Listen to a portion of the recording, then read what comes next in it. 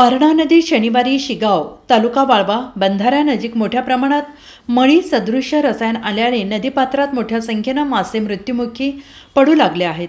आधीच बागणीसह भागात दूषित पाण्याने कावीळ सदृश्य आजाराचे रुग्ण मोठ्या प्रमाणावर आढळू लागले आहेत आणि यातच नदीत मळी सदृश्य घातक रसायन सोडण्यात आल्याने लोकांमध्ये भीतीचे वातावरण आहे। वारणा नदीत आरोग्याला धोकादायक रसायनांचा अंश असलेले पाणी मिसळत असल्याचे स्पष्ट झाले आहे।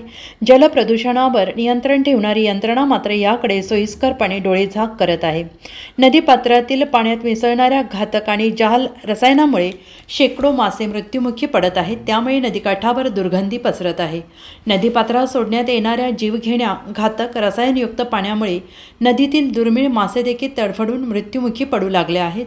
या नदीत खास करून वाम, रोहू, कटला तसेच अन्य विविध स्थानिक प्रजातीचे मासे आढळून येतात। याआधी या प्रजाती दुर्मिळ होत आहेत आणि त्यातच आता जलप्रदूषणामुळे हे मासे झपाट्याने मृत्युमुखी पडू लागले आहेत आणि या माशांचा अक्षरशः यातून वंशच्छेद होतोय की काय अशी भीती निर्माण झाली आहे। वारणा नदीच्या नशिबी अक्षरशः दैनावस्था आलेली आहे। सातत्याने या नदीत मळी सदृश्य रसायन सोडण्यात येते, त्यातून नदीचे पाणी दूषित होत आहे।